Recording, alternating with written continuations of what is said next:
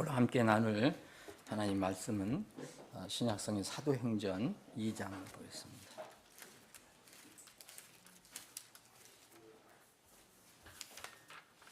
사도행전 2장.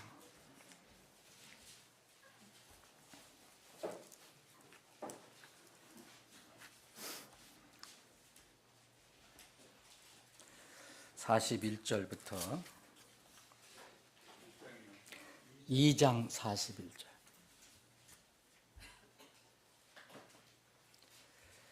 47절까지 제가 봉독하겠습니다. 여러분들이 가지고 계신 성경으로 따라서 눈으로 읽어주시면 되겠습니다. 그때에 그의 말을 기쁘게 받아들인 사람들이 침례를 받으니 바로 그날 그들에게 약 3천 혼들이 더하여 주더라. 그들이 사도들의 교리와 교제 안에서 빵을 떼며 기도하기를 흔들리지 않고 지속하더라. 또 두려움이 모든 혼 위에 임하니 사도들을 통하여 많은 이적들과 표적들이 행하여 지더라. 또 믿은 모든 사람이 함께 지내며 모든 것들을 공유하고 자기의 소유물과 재산을 팔아 각 사람 필요대로 모든 사람에게 나누어 주더라. 또 그들이 항상 날마다 한 마음이 되어 성전에 거하고 집에서 집으로 돌아가면서 빵을 떼고 단일한 마음으로 즐겁게 자기들의 음식을 먹으며 하나님을 찬양하고 온 백성에게 호감을 얻더라. 이에 주께서 구원받아야 할 사람들을 날마다 그 교회에 더하시더라. 아멘. 아버지 하나님, 참으로 감사합니다. 이 복된 주일 아침에 저희들이 하나님 집에 이렇게 모여서 주님을 예배할 수 있는 이런 특별한 기회를 주심을 감사합니다. 그저 우리가 사는 것이 하나님의 은혜요 감사임을 다시 한번 고백합니다. 오늘 이 생명의 말씀을 통해서 하나님께서 우리에게 베풀어 주신 그 은혜와 사랑을 다시 한번 되새김질하기를 원합니다. 그리고 우리가 이 땅에서 사는 의미를 다시 한번 새기기를 원합니다.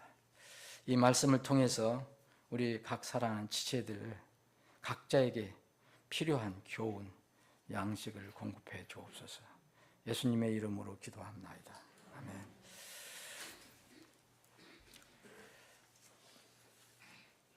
오늘은 특별히 이 구절은 여러분들 다 잘 아시지만 왜 우리가 한 나라의 시민으로서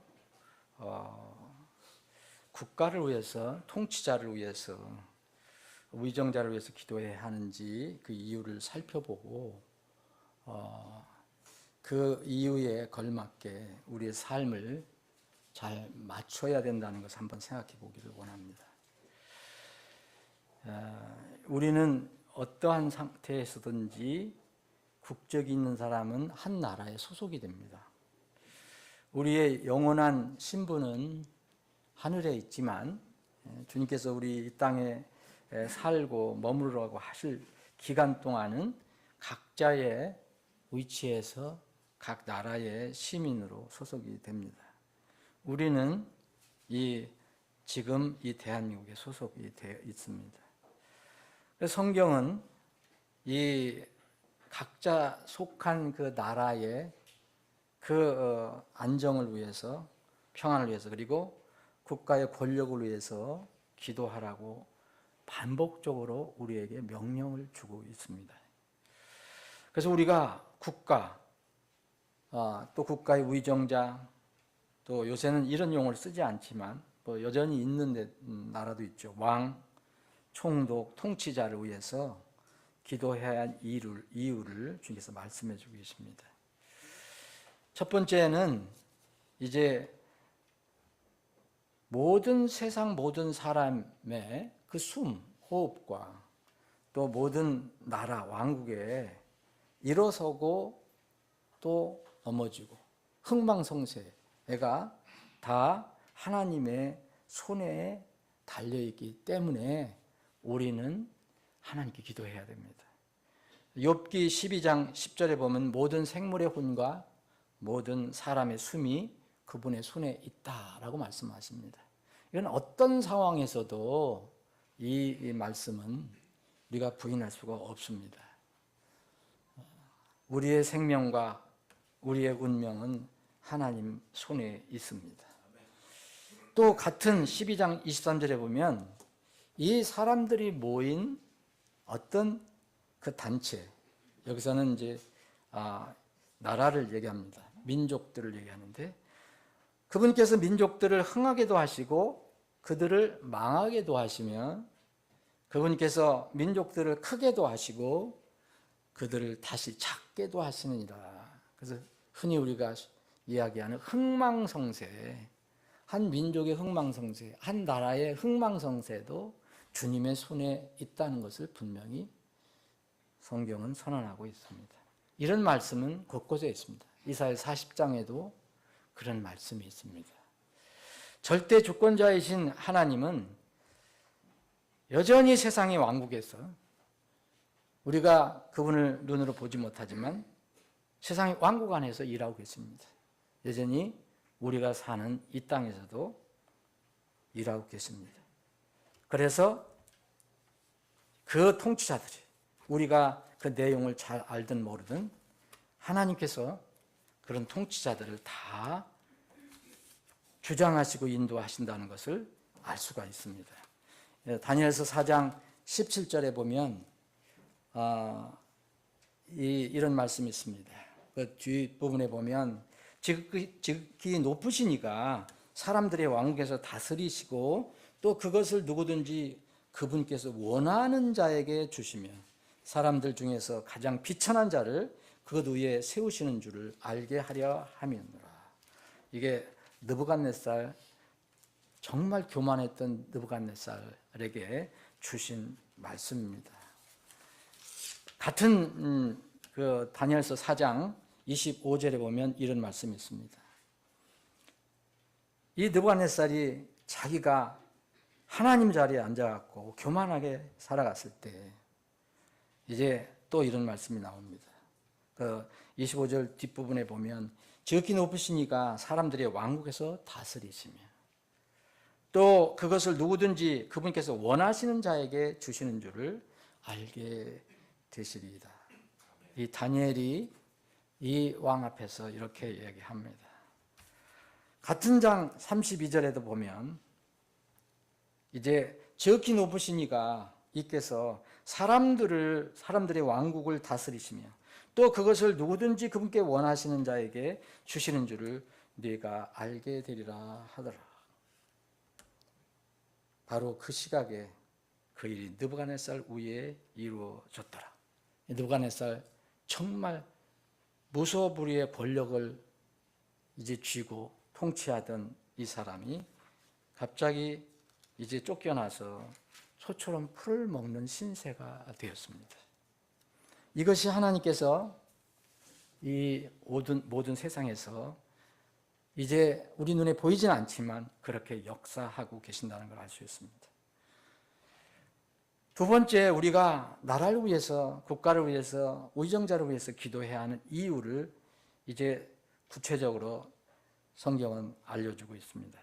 로마서 13장에 보면은 모든 권력은 우리가 그것을 선호하든 선호하지 않든, 좋아하든 좋아하지 않든, 찬성하든 반대하든 모든 권력은 하나님께서 정해 주신 것이고 또 주신 것이다 라고 말씀하십니다. 이 세상의 모든 권력은 부정적이든 긍정적이든 하나님께서 허락하신 것입니다. 로마서 제가 한번 읽어보겠습니다. 로마서 13장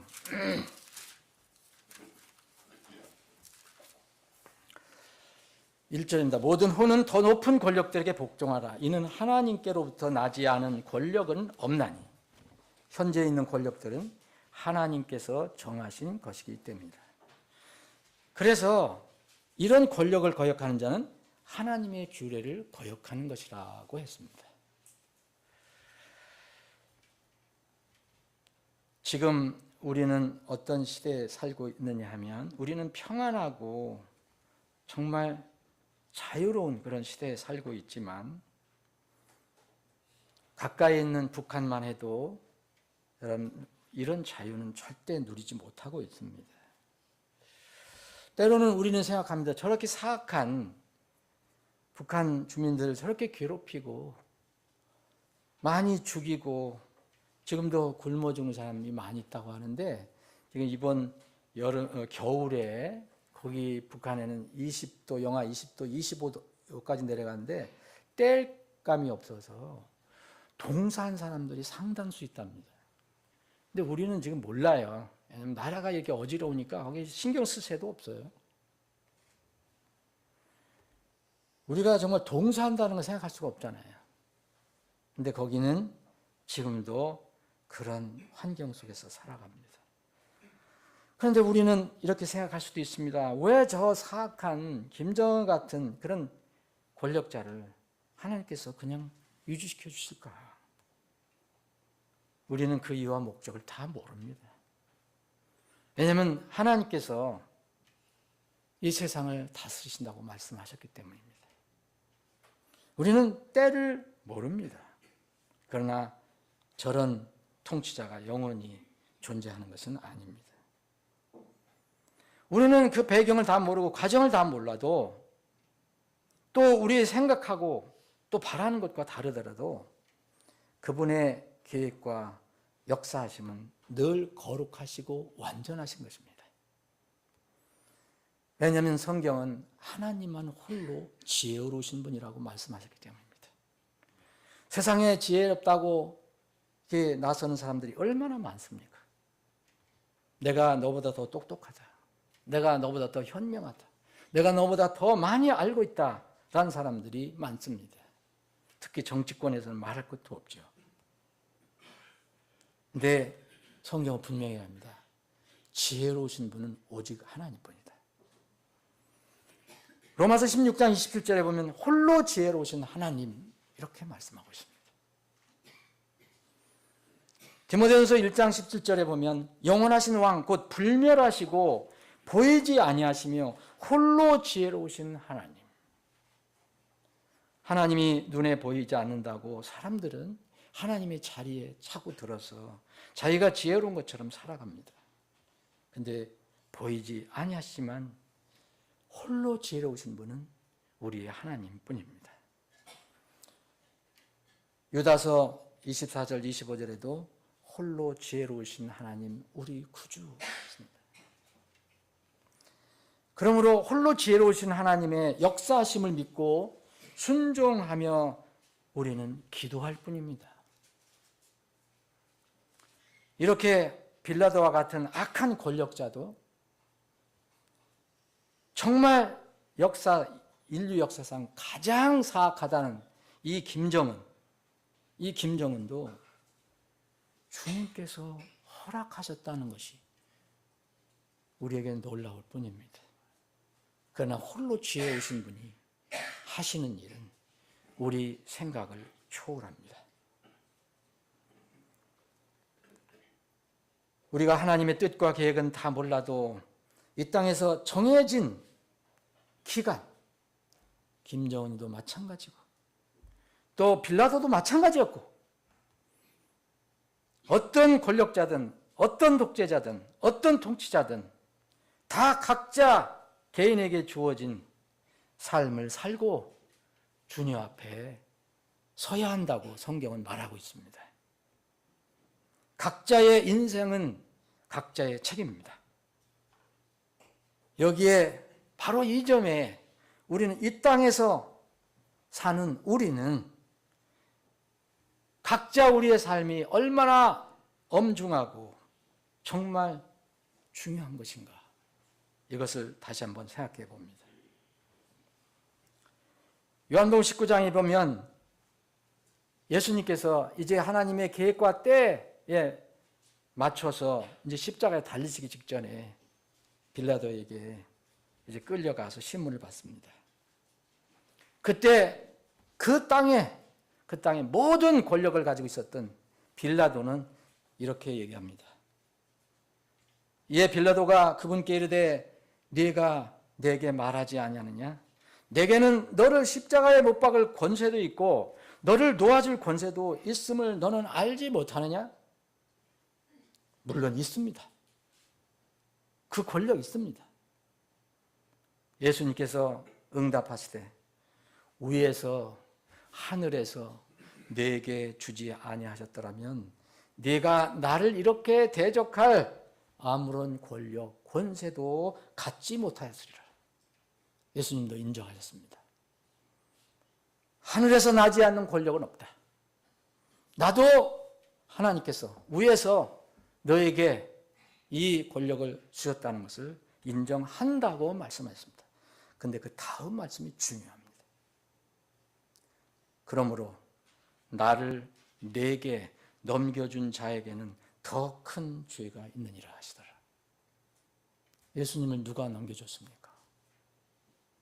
믿는다고 했던 가룟 사람 유다가 넘겨줬습니다.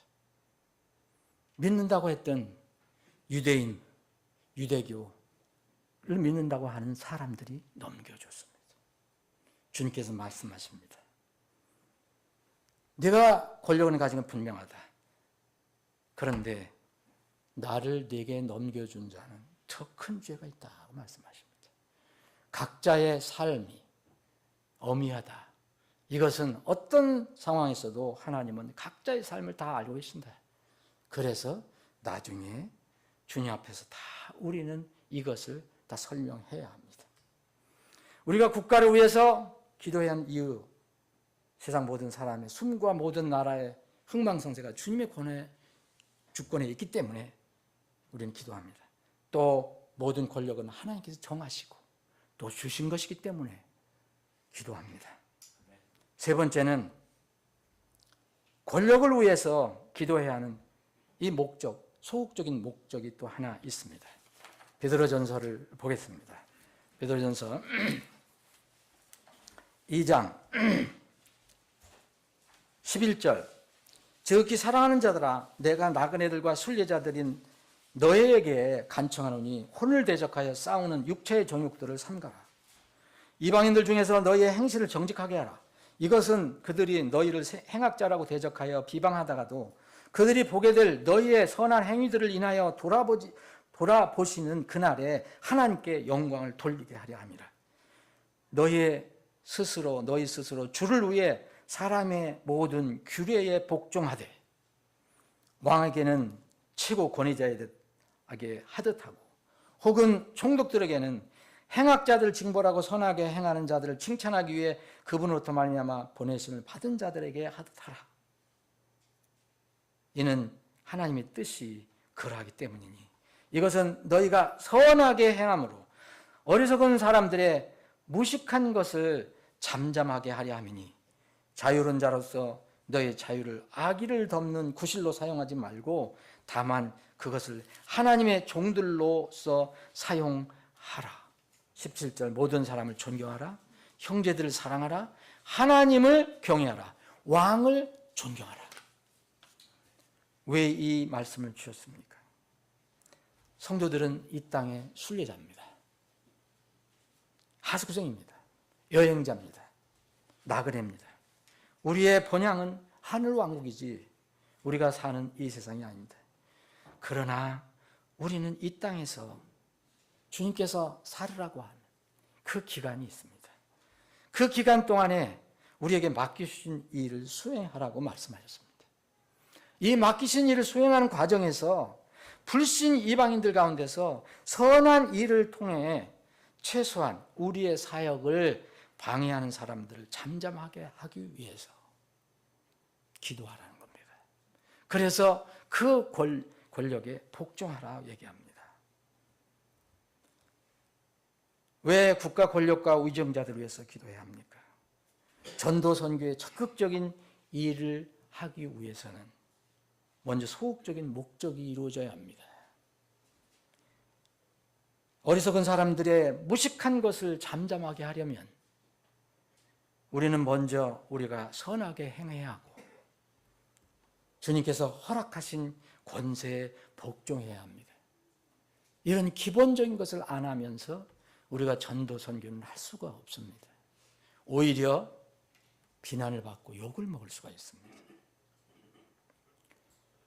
네 번째는 우리가 왜 국가 권력을 위해서, 위정자들을 위해서, 여러분들이 그 위정자들 좋아하든 나빠하든 왜 위해서 기도해야 되느냐? 우리는 이 땅에서 사는 동안 주님으로부터 구원을 받았습니다. 구원을 받은 이유, 목적은 이 땅에 사는 동안 하나님께서 보실 때 선한 일을 하도록, 그 선한 일을 할 수 있도록 준비되도록 우리가 기도를 하라는 것입니다. 디도서 3장을 보면 이런 말씀이 있습니다.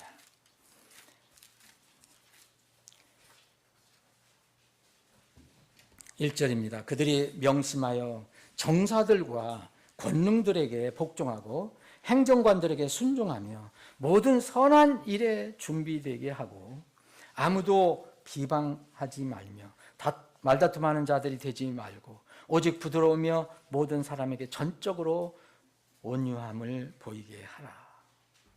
3절서부터 8절까지 보시면 또 이어서 그 말을 뒷받침하는 말씀이 나옵니다.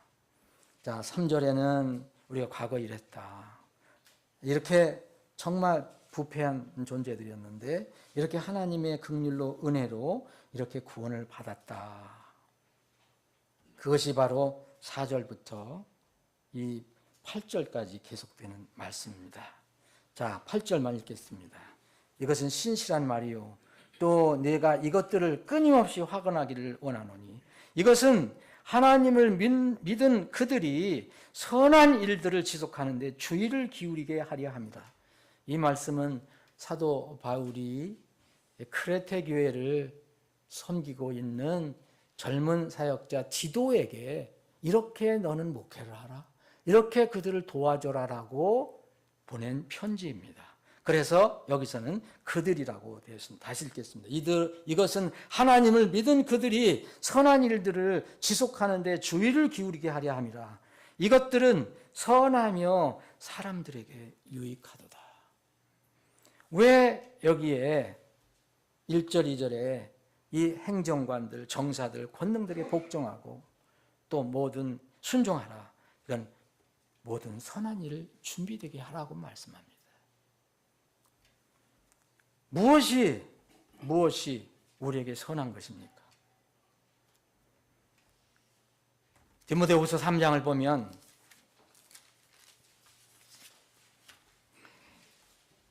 자, 성경을 우리에게 주신 목적은 이제 구원을 받는 건데 구원을 받고 잘하라고 말씀하시고 17절에 보면 이것은 하나님의 사람이 완전하게 되어 모든 선한 일들에 철저히 갖추어지게 하려 함이라 했습니다. 근데 이런 부분의 말씀은 사람들이 그렇게 잘 귀담아 듣지 않습니다. 중요한 거라고 생각을 하지 않습니다. 성경 지식에만 골두하는 사람들이 많이 있습니다. 무엇이 선한 것입니까? 하늘부터 나오는 선한 일이 있습니다. 하늘부터 나오는 선한 일 하나가 있습니다. 기본적인 것입니다. 여러분들은 선한 일들을 먼저 하려고 생각하지 마시기 바랍니다. 먼저 선한 일을 하지 않으면 선한 일들을 할 수가 없습니다. 선한 일을 하지 않고 선한 일들을 하려고 하는 것은 어떤 면이라면 위선입니다. 요한복음 10장을 제가 읽어드리겠습니다. 요한복음 10장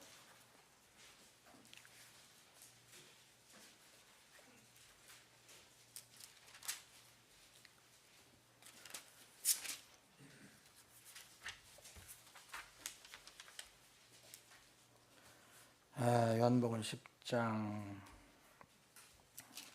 32절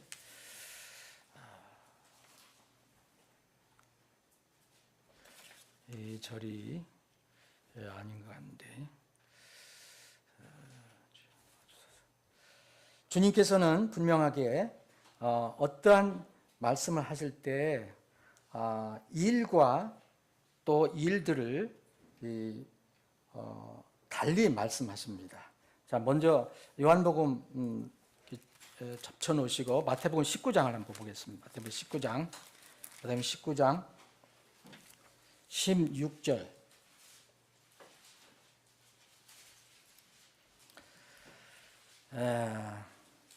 16절 이 말씀이 있습니다.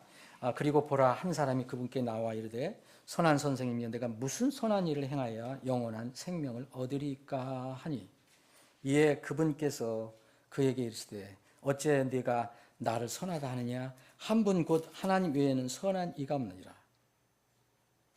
주님께서는 하나님만 선한 분이시라고 말씀하시면서 오직 그 선한 일은 하나님과 관련되어 있다고 말씀하십니다. 그 선한 일은 바로 무엇입니까? 요한복음 6장을 먼저 보겠습니다. 요한복음 6장. 요한복음 6장 27절입니다. 썩어 없어지는 양식을 위해 수고하지 말고 오직 영존하는 생명에 이르도록 항상 있는 그 양식을 위해 수고하라. 그 양식을 인자가 너에게 주리니 이는 하나님 아버지께서 그를 봉인하셨기 때문이라 하시더라. 그러자 그들이 그분께 이르되 우리가 무엇을 하는 것이 하나님의 일들을 하는 것이니까 하더라. 사람은 이렇게 물을 수 있습니다. 분명히 하나님의 일들이라고 하겠습니다. 29절은 예수님께서 이렇게 말씀하십니다. 하나님이신 예수님께서 그들에게 이렇게 대답하십니다. 이것이 하나님의 일이니, 이것은 복수가 아닙니다. 단수입니다. 하나님 일이니 곧 너희가 하나님께서 보내신 일을 믿는 것이니라. 이것이 하나님의 일입니다. 제일 첫 번째 시작하는 하나님의 일입니다. 이 일이 없이 하나님의 일들을 먼저 하려고 하지 마시기 바랍니다. 주님께서 요한복음 10장에서는 그 양에 관해서 말씀하십니다. 내 양이 누구냐? 내 양들은 내 음성을 들으면서 나를 따르는 사람을 얘기합니다. 요한복음 10장 20절에 내 양들은 내 음성을 들으며 나는 그들을 알고 그들은 나를 따르느니라. 그리고 내가 그들에게 영원한 생명을 주노니 그들이 결코 멸망하지 않을 것이요 또 어떤 사람도 그들을 내 손에서 빼앗아 가지 못하리라. 이 생명을 얻는 것은 하나님의 일을 해야 됩니다. 그 일은 바로 하나님께서 보내주신 예수님을 믿는 겁니다. 이럴 때 생명이 옵니다. 이런 사람들이 바로 예수님이 아시는 예수님의 양입니다. 이런 양들은 하나님의 일을 이제 한 사람들은 이제 예수님의 양이기 때문에 예수님의 이름을 따라가면서 그분의 부르심을 따라가면서 그분의 일들을 하기 시작합니다. 이것이 성경의 분명한 가르침입니다. 하나님의 선한 일을 통해 성도가 된 사람은 하나님이 알려주신 그 선한 일, 단수의 일을 다른 사람들에게 알려줄 수 있고요. 또 그 일에서 나오는 여러 가지 선한 일들, 하나님을 드러낼 수 있는 선한 일들을 할 수가 있습니다. 그런데 이 하나님의 선한 일을 하지 않은 사람, 곧 예수 그리스도를 진정으로 자기의 구원주로 믿지 않은 사람은 선한 일에 버림을 받은 사람이라고 성경은 말하고 있습니다. 디도서 1장을 제가 읽겠습니다. 자, 여기서는 바울 사도가 사역자 디도에게 네가 목회를 하면서, 네가 사역을 하면서 이런 사람들은 주의해라라고 말합니다. 디도서 1장 15절 순수한 자들에게는 모든 것이 순수하나 더럽고 믿지 아니하는 자들에게는 아무것도 순수하지 아니하니 오히려 그들의 생각과 양심마저도 더럽혀져 있느니라.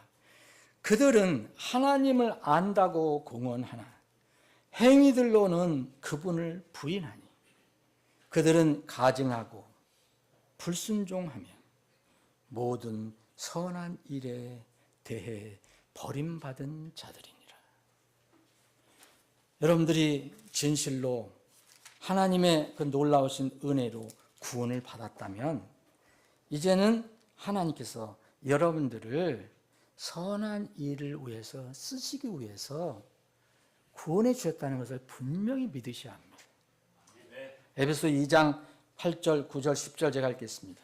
이는 너희가 믿음을 통해 은혜로 구원을 받았기 때문이니 그것은 너희 자신에게서 난 것이 아니요 그것은 하나님 선물이라.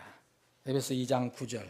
행위에서 난 것이 아니니 이것은 아무도 자랑하지 못하게 하렵니다. 이는 우리가 에베소 2장 10절. 이는 우리가 그리스도 예수님 안에서 선한 행위들을 하도록 창조된 그분의 작품이에요. 하나님께서 우리로 하여금 그 선한 행위들 가운데 걷게 하시려고 그것들을 미리 정하셨기 때문이라. 우리는 이런 선한 일에 준비되기 위해서 우리가 구원을 받았고 또 이 선한 일들을 이 땅에서 하도록 우리가 국가와 민족과 통치자를 위해서 기도해야 한다고 합니다. 그 이유가 이제 또 나옵니다. 디모데전서 2장을 보면은 왜 우리가 나라를 위해서 민족을 위해서 이 땅의 평화를 위해서 기도해야 되느냐. 디모데전서 2장입니다. 이것도 목회 서신입니다. 이것은 에베소 교회를 담임하는 디모데에게 이 사역에 이렇게 하라 하고 주신 편지입니다. 그러니까 사역자는 말할 것도 없고 그 성도들 다 해당이 되는 것입니다. 디모데전서 2장 1절. 그러므로 내가 권면하노니 무엇보다 먼저 간구와 기도와 중보와 감사를 드리되 모든 사람 위에 하고 왕들과 권위에 있는 모든 자들을 위하여 할지니 이것은 우리가 모든 경건과 정직함 중에 고요하고 평화로운 삶을 영위하려 함이라. 왜 이 땅에서 고요하고 평안한 삶을 살려고 그런 삶을 살려고 정말 이렇게 기도하는 것입니까? 왕들을 위해서 권위 있는 자들을 위해서 기도하는 것입니까? 여러분 이어서 말씀을 보면은요 3절에 보면 이것이 우리 구주 하나님 눈앞에서 선하고 받으실 만한 것이기 때문이라 하면서 이제 구원에 관해서 말씀하십니다. 그분께서는 모든 사람이 구원을 받고 진리의 지식에 이르기를 원하시느니라. 6절에 보면 자신을 모든 사람의 대속물로 주셨다. 우리는 이것을 나누고 알려주기 위해서는 모든 경건과 정직함 중에 고요하고 평화로운 삶을 위해서 우리는 기도하라고 말씀하고 있습니다. 이것은 우리가 단순히 육신의 즐거움을 위해서 그렇게 하라는 것이 아닙니다. 그런 말은 절대 성경이 동의하지 않습니다. 이건 있을 수 없는 말입니다. 내가 평안히 잘 살기 위해서 그렇게 기도하라는 것이 아닙니다. 사람들이 구원받은 복음 사역을 잘 감당하기 위해서, 잘 수행할 수 있게 하기 위해서 이 땅에서 평안을 위해서 기도하라는 것입니다. 우리나라 자유민주 체제가 만약 무너진다고 한다면 어떤 사람들이 걱정을 많이 하고 있습니다. 하나님의 말씀을 대적하는 사회주의 공산주의 체제가로 바뀌어진다면 여러분, 우리는 더 이상 모든 경건함과 정직함 중에 고요하고 평화로운 삶을 영위할 수 없습니다. 북한을 보십시오. 그렇게 자기들이 진리라고 주장하는 그 사회주의, 주체사상. 그런데 그들은 헐벗고 굶어 죽고 지금 얼어 죽어가고 있습니다. 북한에는 지금도 우리의 믿음의 형제들, 자매들이 절대로 고요하고 평화로운 삶을 누리지 못하고 있습니다. 그리고 우리에게 맡겨주신 이런 일을 할 수가 없습니다. 여전히 통제를 받고 살고 있습니다. 중국도 마찬가지입니다. 일부 경제를 위해서 자본주의 제도를 받아들였지만 그 자본주의 제도, 경제제도 외에는 경제제도 철저하게 통제를 하지만 그 외의 부분은 다 공산당 일당이 지배하는 그런 나라입니다. 중국에 물론 교회가 있습니다.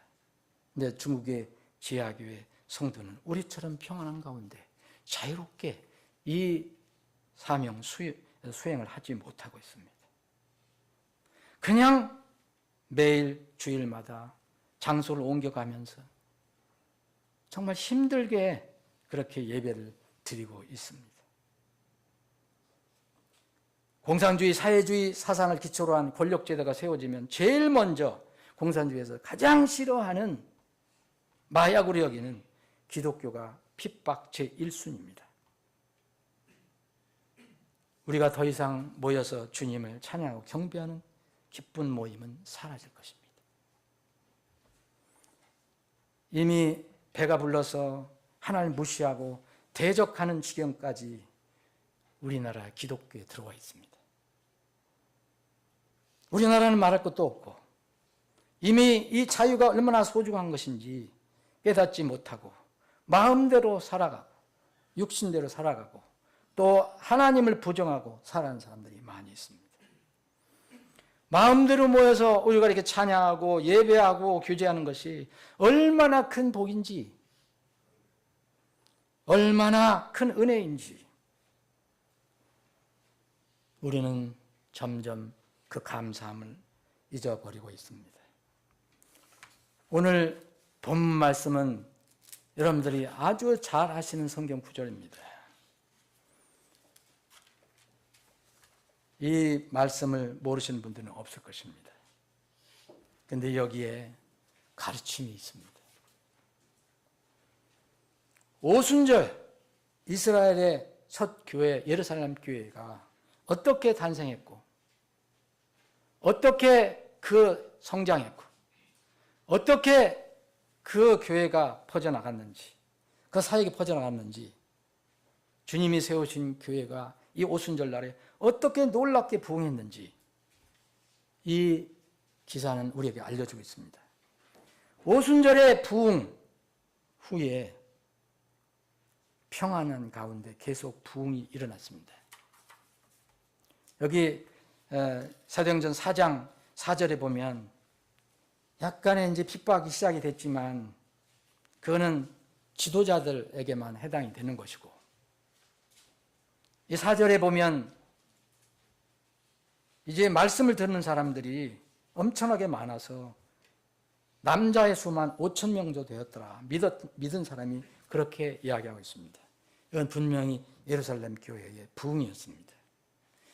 첫날 오순절날 부흥이 일어났을 때는 3천 명이 구원을 받고 침례를 받고 교회에 더해집니다. 그리고 여기서는 이제 5천 명이 구원을 받습니다. 믿는다고 분명히 성경은 기록하고 있습니다. 그런데 이 교회가 어떻게 돼가는지 한번 살펴봅니다. 32절 사도행전 4장 32절 보면 믿은 자들의 무리가 한 마음과 한 혼이 돼요. 한 마음 한 혼 중요합니다. 이 한 마음과 한 혼이 되어 그들 중에 아무도 자기 소유를 조금이라도 자기 것이라고 말하지 아니하고 오히려 그들이 모든 것들을 공유하더라. 또 사도들이 큰 권능으로 주 예수님의 부활을 증언하니 큰 은혜가 그들 모두에게 임하더라. 그들 중에 부족한 자가 아무도 없었으니 이는 땅이나 집을 소유한 자마다 그것을 팔아 그 판 것의 값을 가져다가 그것들을 사도들의 발 앞에 두었으며 각 사람에게 필요한 대로 나누어 주었기 때문이라. 이런 놀라운 사랑의 역사가 일어나서 교회는 점점 부흥이 됩니다. 어떤 사람들은 이것을 공산주의 기초로 얘기하는데 이것은 전혀 공산주의 기초가 아닙니다. 누구든지 자발적으로 이런 성령의 역사가 일어나면 할 수 있는 것입니다.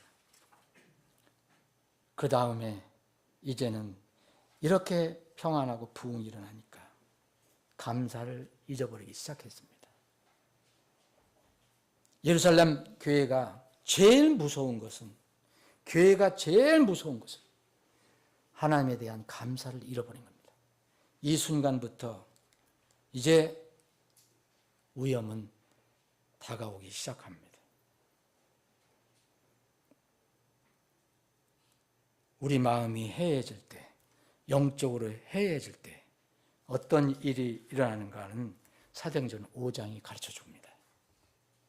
놀란 부흥으로 일어났는데 이제는 이 물질 문제로 한 가정이 큰 시험을 교회에 주고 있습니다. 바로 그것이 아나니아 삽비라 사건입니다. 아나니아 삽비라는 분명히 예루살렘 교회의 멤버였을 것입니다. 여러분 이 사도행전 5장을 읽어보시면 무슨 내용인지 아실 것입니다. 분명히 성경은 이렇게 말합니다. 그 두 사람 부부 안에 사탄의 마음이 들어갔다라고 말합니다. 어찌하여 사탄이 내 마음을 가득 채워서 내가 성령님께 거짓말하고 땅끝의 일부를 감췄느냐. 이것은 내가 사람에게 거짓말한 것이 아니라 하나님께 한 것이다. 4절에 보면. 무서운 일이 교회에 일어났습니다. 이제는 여러분들 사도행전 6장을 넘어가 보시면 이렇게 자연스럽게 이런 일이 교회에서 일어나기 시작합니다. 사도행전 6장 1절 보면 그 무렵에 제자들의 수가 크게 늘어나는데 그리스 말하는 사람들이 자기들의 과부들이 날마다 주는 배급에서 빠짐으로 히브리 사람들에 대한 불평이 일어났더라. 다툼이 일어나기 시작했습니다. 불평하기 시작했습니다. 서로 한 지체가 됐는데도 이런 일이 일어나기 시작했습니다.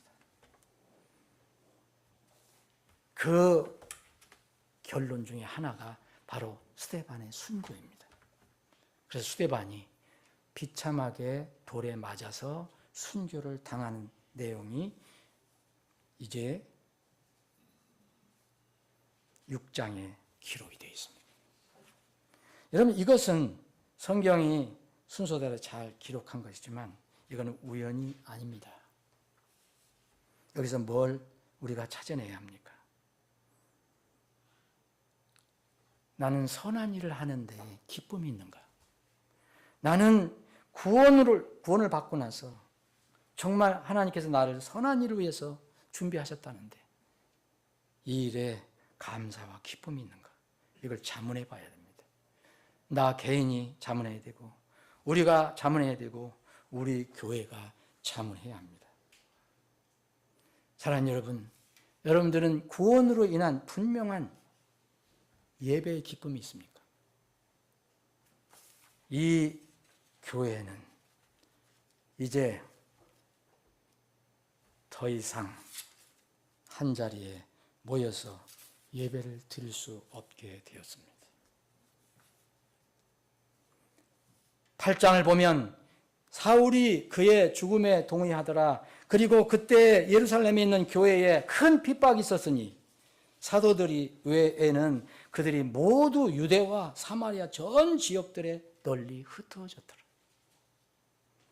그렇게 매일 모였다고 그랬는데 매일 모여서 한 마음과 한 뜻에서 매일 모여서 찬양하고 경배했다고 그랬는데 이제는 어느 시점에 가서 서로 불만이 생겼고 성령님을 이제 속이는 그런 일이 교회에서 자행이 됐고 주님께서는 이것을 허락하셨습니다. 교회에 큰 핍박이 임했습니다. 그리고 그들은 어쩔 수 없이 사도들 몇 명만 남겨놓고 다 그 자기 지역을 떠나서 흩어지는 유랑민이 되었습니다. 사울이 이때 기세등등해서 8장 3절에 보면 그는 교회를 크게 파괴하고 집집마다 들어가 남자들과 여자들 끌어다가 감옥에 넘겨주었더라.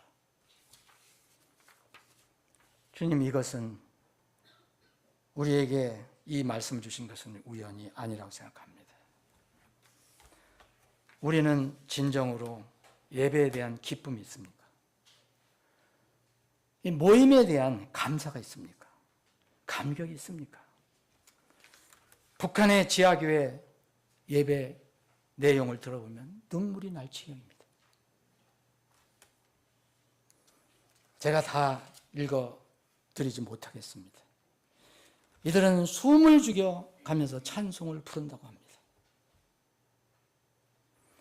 비밀리 집집마다 어떻게 비밀 장소로 다니면서 예배를 드립니다. 목숨을 걸고 예배를 드립니다.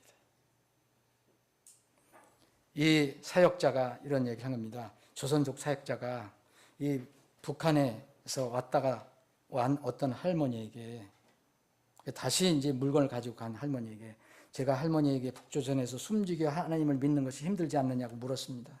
할머니는 뭐라고 말씀하셨느냐면 예수님을 구주로 믿기에 현재 받고 있는 잠시 잠깐의 고난은 영원한 세계에 비하면 한 점에 불과해.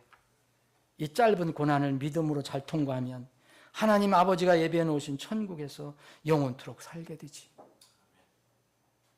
그러니 콧노래를 흥얼거리며 찬송하면서 이 세상을 살아갈 수 있어. 그 할머니가 이렇게 대답했습니다. 또 사람이 죽는 것은 정한 이치이고 죽은 후에는 반드시 부활되어 때가 되면 모든 사람이 심판을 받게 될 것이요. 우리는 하늘 나라 아버지 집에서 천국에서 영원히 살게 될 것이니 얼마나 좋으냐. 너희들도 믿고 나도 믿는데 이왕이면 옛날처럼 마음 놓고 예배당에서 찬송 부르면서 예배 드리다가 세상을 떠나가면 좋겠다. 이런 할머니가 이런 말씀하셨어요. 말씀 정리하겠습니다. 우리가 주님께서 세상을 다스리고 주장하시는 과정 다 모릅니다. 이거 완전히 아는 사람 누가 있겠습니까? 다 모르더라도 주님의 거룩한 뜻과 완전한 계획은 분명히 이루어진다. 이런 과정에서 우리는 어떤 상황에서도 나라와 의정자, 권력자들을 위해서 기도하라고 합니다.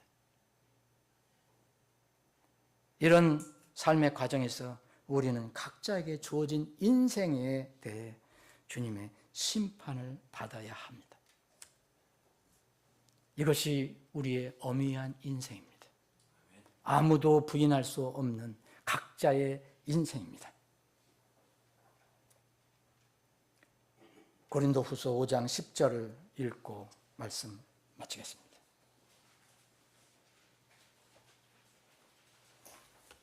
이는 모든 사람이 각자 선한 것이든 나쁜 것이든 자기가 행한 것에 따라 자기 몸 안에서 이루어진 것들을 받기 위해 우리가 다 그리스도의 심판석 앞에 반드시 나타나야 하기 때문이다. 우리의 인생은 남이 책임져 주지 않습니다. 각자 자기가 행한 것에 따라 각자 선한 것이든 나쁜 것이든 자기가 행한 것에 따라 자기 몸 안에서 남 몸이 아닙니다. 자기 몸 안에서 이루어진 것들을 받기 위해서 우리가 다 그리스도의 심판석에 설 것입니다. 나팔소리 나면 우리는 주님 앞에 섭니다. 그때를 우리는 소망하며 삽니다. 우리에게 주신 그 감사한 조건들을 살펴보시면서 더 감사하며 찬양하며 경배하며 사는 우리의 모두의 삶이 되기를 바랍니다. 아버지 하나님, 우리에게 각자에게 인생을 주신 것은 참으로 신비이고 놀라운 일입니다.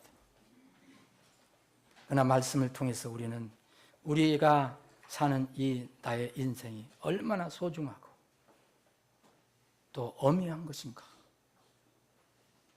깨닫게 됩니다. 우리의 삶이 하나님의 영광을 위해서 사는 삶이 되게 해주시고, 주님께서 예비하신 대로 우리가 구원받은 이 땅에서 선한 일을 위해서 예비된 삶을 살게 해 주옵소서. 그렇기 위해서는 우리에게 이 땅에서 사역을 위해서, 사명을 위해서는 이 땅이 평안해야 합니다.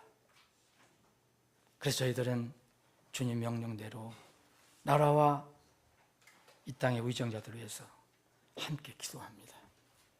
이 땅에 진정한 평안은 주님이 오셔야만 가능하겠지만 그 전에라도 우리가 부지런히 일할 수 있도록 이 땅에 평안을 허락해 주옵소서.